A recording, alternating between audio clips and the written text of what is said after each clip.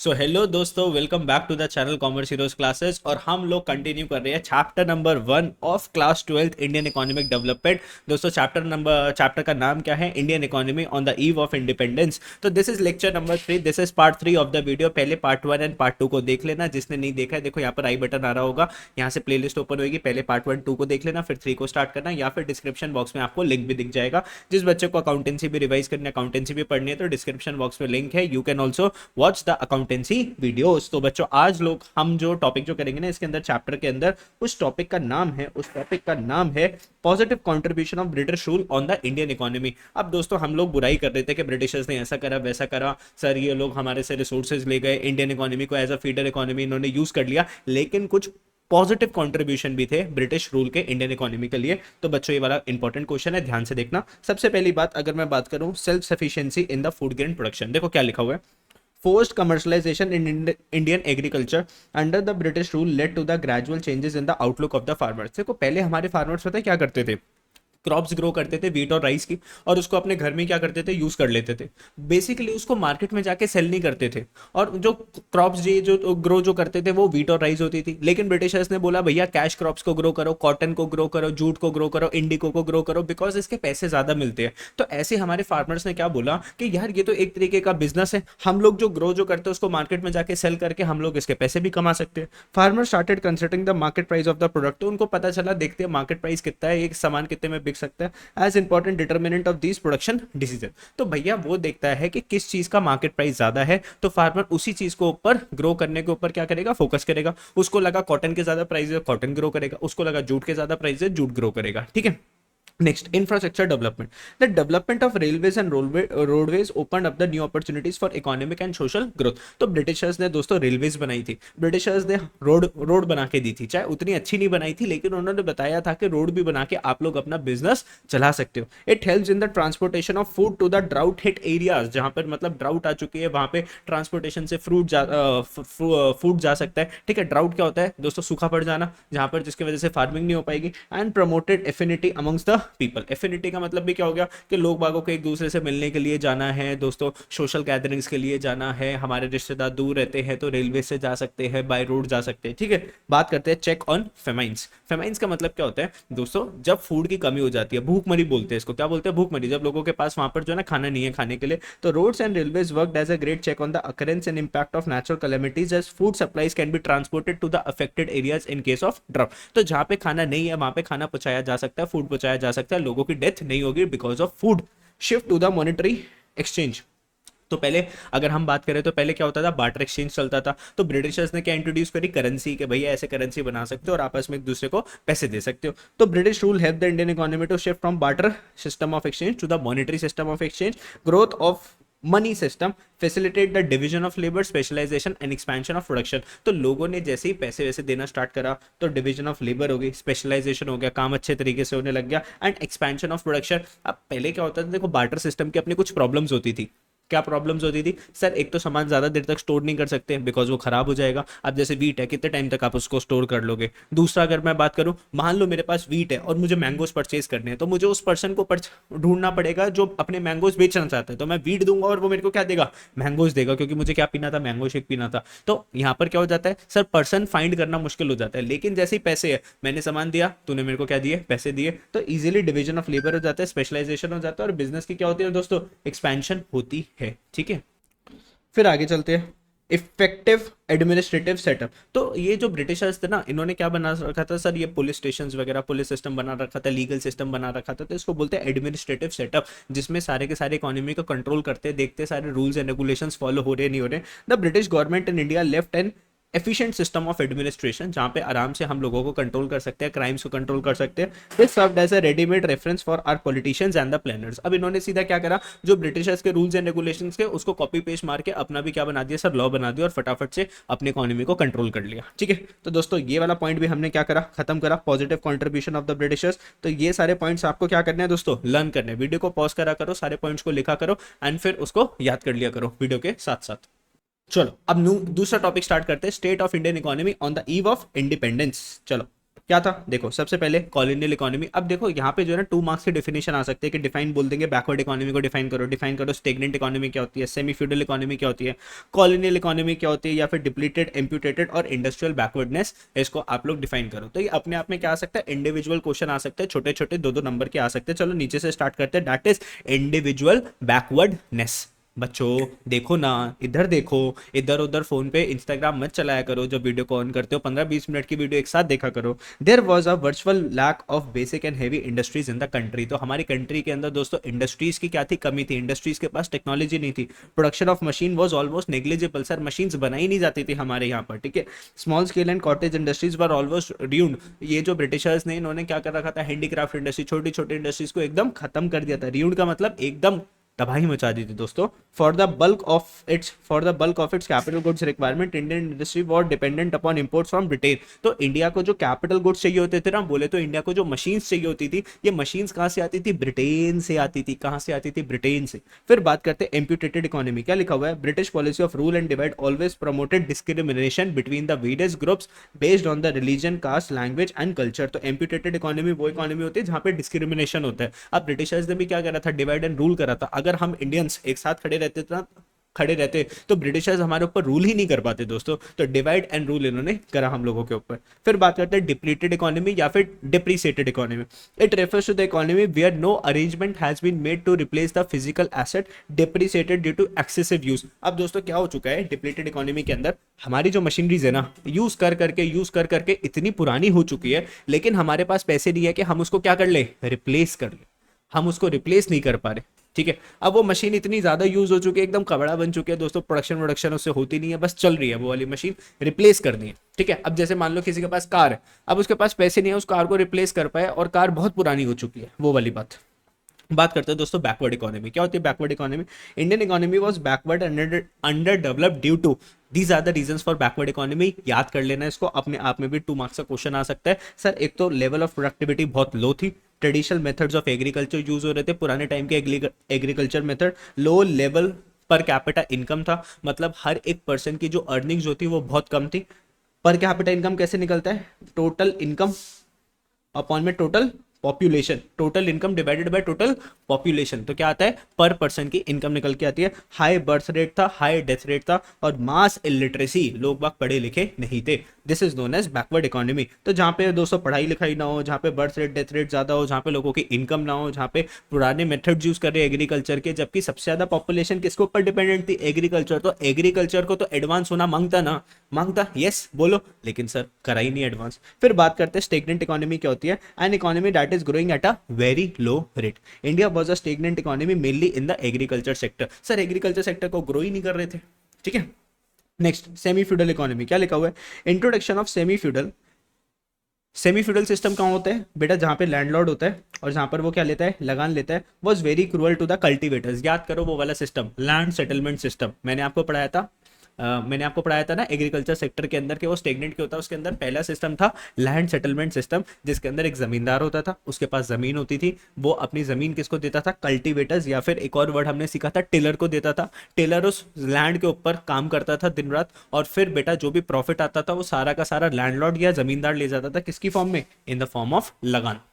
और बेचारे छोटे से फार्मर को, स्मॉल फार्मर को, टेलर को, कल्टीवेटर को कुछ भी नहीं मिलता था। Introduction of the capitalist system क्या होता है, तो फ्यूडल सिस्टम में कौन कौन थे दोस्तों, जमींदार था और कल्टीवेटर था, और कल्टीवेटर से क्या ली जाती थी, लगान ली जाती थी। Introduction of the capitalist system led to the creation of 2 classes, capitalist and labourers. तो कैपिटलिस्ट सिस्टम एक तरीके से बिजनेसमैन वाला सिस्टम हो गया। कैपिटलिस्ट लोग वो हो गए जो who are the owners of the business, and labourers कौन हो गए, जो उनके लिए काम करते हैं, ठीक है। और लास्ट इकोनॉमी है हमारी कॉलोनियल इकोनॉमी। क्या लिखा हुआ है, British rule resulted in a huge drain of wealth from India with the supply of raw material from India. तो ब्रिटिशर्स के रूल ने हमारे इंडियन वेल्थ को क्या कर दिया, खत्म कर दिया, सारी की सारी वेल्थ इंडिया से लेकर, रिसोर्सेज इंडिया से लेकर, because India was used as a feeder economy. Encourage commercialization to transform Indian economy into a British colony. तो इन्होंने encourage करा कि हम लोग क्या करें, कमर्शलाइज करें अपने एग्रीकल्चर सिस्टम को। धीरे धीरे ये लोग ब्रिटिश के सारे फिनिश गुड्स कहाँ बेचने लग गए, इंडिया में बेचने लग गए। इंडियन की मार्केट को खत्म करा, यहाँ से रॉ मटेरियल ब्रिटेन में लेकर गए, ब्रिटेन से फिनिश गुड्स बना के इंडियंस लोगों को ही क्या कर दिया सर, बेच दिया। हमारा सामान हमको ही सेल कर रहे हैं, ठीक है। तो दोस्तों this was the topic that is the state of Indian economy on the eve of independence. Important topic है, ध्यान से कर लेना। यहाँ से 2 मार्क्स का क्या आ सकता है सर, अपने आप में क्वेश्चन पूछा जा सकता है। फिर हम एक बात करेंगे दोस्तों, ऑक्यूपेशनल स्ट्रक्चर की बात करेंगे। किसकी बात करेंगे? Occupational structure. आओ एक कॉन्सेप्ट और करना है हमें, ऑक्यूपेशनल स्ट्रक्चर। देखो क्या लिखा हुआ है, ऑक्यूपेशनल स्ट्रक्चर, लोग बाग कामकाज क्या करते थे, क्या काम करते थे, that is known as occupation. Occupation is your work. How was the work divided during the British rule? तो देखो क्या लिखा हुआ है सबसे पहले, it refers to the distribution of working population across. तो लोग बाग कहाँ कहाँ पे लगे हैं, प्राइमरी सेक्टर में कितने लगे, टर्शरी सेकेंडरी सेक्टर में कितना लगे, टर्शरी सेक्टर में कितना लगे। दोस्तों प्राइमरी सेक्टर क्या होता था, जो कि सिर्फ रॉ मटेरियल निकालता था नेचर से। सेकेंडरी सेक्टर क्या करता था, रॉ मटेरियल को कन्वर्ट करता था किसके अंदर, फिनिश गुड्स के अंदर। और टर्शरी सेक्टर कनेक्टेड था सर्विसेज के साथ, जहां पर आपको banking services, insurance services, transportation services, communication services दी जाती है। ठीक है, फिर बात करते हैं, देखो सबसे पहला पॉइंट क्या लिखा हुआ है, एग्रीकल्चर के बारे में। The principal source of occupation, मतलब सबसे इंपॉर्टेंट था कॉलोनियल पीरियड के टाइम, मतलब गवर्नमेंट जब वो ब्रिटिशर्स जब रूल करते थे, 75% of working population was engaged in agriculture. याद कर लेना 75%। On the other hand 25% of population किस में काम कर रही थी, मैन्युफैक्चरिंग एंड सर्विस सेक्टर। बोले तो सर एग्रीकल्चर जो होता है ना, ये होता है प्राइमरी सेक्टर, पीएस बोले तो प्राइमरी सेक्टर। मैन्युफैक्चरिंग होता है सेकेंडरी सेक्टर। कौन सा सेक्टर, सेकेंडरी सेक्टर। और बेटा बेटा बेटा service sector is tertiary sector. कौन सा सेक्टर, टर्शरी सेक्टर। फिर रीजनल वेरिएशन, देखो क्या लिखा हुआ है, याद करना है इन सारी चीजों को। State like Tamil Nadu, Kerala, Karnataka faced a decline in the workforce of the agriculture sector. तो यहाँ पे लोग बाग एग्रीकल्चर सेक्टर छोड़ने लग गए, लेकिन क्या इंक्रीज हो गया, manufacturing and service sector increase हो गया। On the other hand Orissa के अंदर, Rajasthan faced increase in the workforce in the agriculture. लेकिन उड़ीसा राजस्थान के अंदर क्या हुआ, लोग बाग एग्रीकल्चर ज्यादा करने लगे, मैन्युफैक्चरिंग और सर्विस सेक्टर कम करते थे। ठीक है, तो नाम याद कर लेना इन सारी स्टेट्स के। अनबैलेंस्ड ग्रोथ, अनबैलेंस्ड ग्रोथ क्या होती है, growth is said to be balanced when all sectors of economy are equally develop. मतलब primary sector, secondary sector, tertiary sector, जब तीनों के तीनों सेक्टर ग्रो करते हैं एक साथ, उसको बोलते हैं बैलेंस्ड ग्रोथ। ऐसा नहीं होना चाहिए कोई एक सेक्टर आगे जा रहा है और दूसरा सेक्टर बढ़ ही नहीं रहा। However in the case of India, secondary tertiary sector were in infant stage of growth. Infant stage क्या होता है, बच्चों वाली स्टेज के थे, एकदम अभी बस स्टार्ट ही हुए थे ये लोग। ठीक है, ग्रो करना अभी स्टार्ट नहीं करा था, अभी से पैदा हुए थे। Hence the conclusion that the Indian economy at the time of independence was lopsided and कैसी थी सर, बैकवर्ड थी। ठीक है, कोई काम भी नहीं करता था इसको आगे लेकर जाने के लिए। फिर बात करते हैं दोस्तों industry and insignificant source of occupation. बेटा लोप साइडेड का मतलब ही क्या होता है कि सिर्फ एक सेक्टर ग्रो कर रहा है और बाकी सेक्टर ग्रो नहीं कर रहा, तो अनबैलेंस ग्रोथ बोलते हैं इसको। ओके, लॉप साइडेड का मतलब अनबैलेंस ग्रोथ एक तरीके से। चलो, industry and insignificant source of occupation. On the eve of independence barely 9% of the working population India was engage in manufacturing, industries and mining. तो अधिकतर लोग किस पे फोकस कर रहे थे, एग्रीकल्चर के ऊपर फोकस कर रहे थे। ये बात सही नहीं है, बाकी सेक्टर्स में भी फोकस होना चाहिए, बाकी लोग मतलब और सेक्टर्स में भी काम करें। Against 32% in the USA, US में कितने लोग इंडस्ट्री में लगे हुए थे, 32%, और इंडिया में सिर्फ कितने, 9%। 42% किस में थे, इंग्लैंड के अंदर थे। 39% किस में थे, जापान जापान जापान, जापानीज लोग। It further proves how backward the Indian economy was at the time of independence. तो थोड़ी थोड़ी सी परसेंटेज को याद कर लेना छोटे छोटे बच्चों। हम बच्चे छोटे छोटे से हैं, हम बच्चों को पढ़ाओगे क्या। चलो कुछ इंपॉर्टेंट डेट्स है, इसको याद कर लेना। जैसे बैटल ऑफ प्लाजा कब लड़ा गया था, 1757 के अंदर। Sir Tata iron and steel TISCO कब बनी थी, 1907 के अंदर। ईयर ऑफ ग्रेट डिवाइड कौन सा था, 1921 जब पार्टीशन हुआ था। फर्स्ट ऑफिशियल सेंसस बोलो, पॉपुलेशन काउंटिंग सबसे पहली बार कब हुई थी, 1881। स्विस कैनल कब खुला था, 1869 में, जो इंडिया से ब्रिटेन तक जो सामान जो जाता था उसका शॉर्ट रूट खुला था via sea. Introduction of railways कब आई थी इंडिया के अंदर, 1850 के अंदर आई थी। अब लास्ट हमारा एक टॉपिक बचा, that is demographic profile of India. तो सर इंडिया की डेमोग्राफिक प्रोफाइल कुछ इस तरीके से थी सर, बहुत हाई बर्थ रेट था, हाई डेथ रेट था, एक्सट्रीमली लो लिटरेसी रेट था, मतलब लोग बहुत पढ़े लिखे नहीं थे। पुअर हेल्थ फैसिलिटीज थी, हाई इन्फेंट मोर्टालिटी रेट, मतलब बच्चे 1 साल से पहले होने से पहले बहुत डेथ हो जाती थी। लो लाइफ एक्सपेक्टेंसी, मतलब एवरेज एज बहुत कम थी। और दोस्तों वाइड स्प्रेड पॉवर्टी थी बहुत ज़्यादा। ठीक है, अब चलो इसको पढ़ना स्टार्ट करते हैं। High birth rate and death rate, इसमें अंदर जो परसेंटेजेस है वो आपको याद करने हैं। क्या लिखा हुआ है, high birth rate refers to the number of children born per 1000 in the year. 1000 लोगों के बीच कितने बच्चे पैदा हो रहे हैं 1 साल के अंदर, उसको क्या बोलते हैं, birth rate. Death rate refers to number of person dying per 1000, तो हर 1000 में कितने लोगों की डेथ हो रही है in a year. Both the birth rate are very high. तो दोस्तों देखो बर्थ रेट कितना था 48 और डेथ रेट कितना था 40 पर 1000, मतलब हर 1000 लोगों में 1 साल के अंदर 48 बच्चे पैदा होते थे एंड 40 लोगों की डेथ हो जाती थी। as simple as that. So simple, sir ji. Poor health facilities. The level of public health facilities was very poor during the British rule. तो health facilities बहुत बेकार थी बच्चों.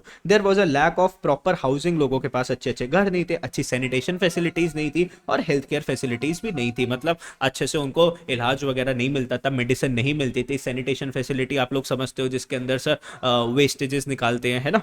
High infant mortality rate. देखो क्या लिखा हुआ है, इन्फेंट मतलब बच्चा, मोर्टेलिटी मतलब मरने का रेट. तो infant mortality rate is the number of death per 1000 live birth. 1000 बच्चे जो पैदा हुए ना, 1000 जो बच्चे पैदा जो हुए of children under 1 year of age during a given. तो number of death per 1000, number of death per 1000, 1000 बच्चे जो जिंदा पैदा हुए उस बच्चे 1 साल से पहले उनमें से कितने बच्चे मर गए. तो 1000 जो लाइव बच्चे पैदा हुए, लाइव बच्चे मतलब जो जीवित थे, उसमें से 1 साल के अंदर कितने बच्चों की डेथ हो गई during a given year. The mortality rate was very high and particularly कितनी थी बेटा पहले, 218 पर 1000. मतलब जो 1000 बच्चे पैदा हुए ना 1 साल के अंदर अंदर 218 218 बच्चों की डेथ हो जाती थी. आज वो कितना है, 2017 की अगर हम बात करें जो स्टैटिस्टिक्स है हमारे पास 33. तो 1 साल से होने से पहले 33 बच्चों की डेथ हो जाती है आज का सिनारियो. तो आपको याद करना पड़ेगा, जैसे 48, 40, 218 और 33 आपको याद करना पड़ेगा.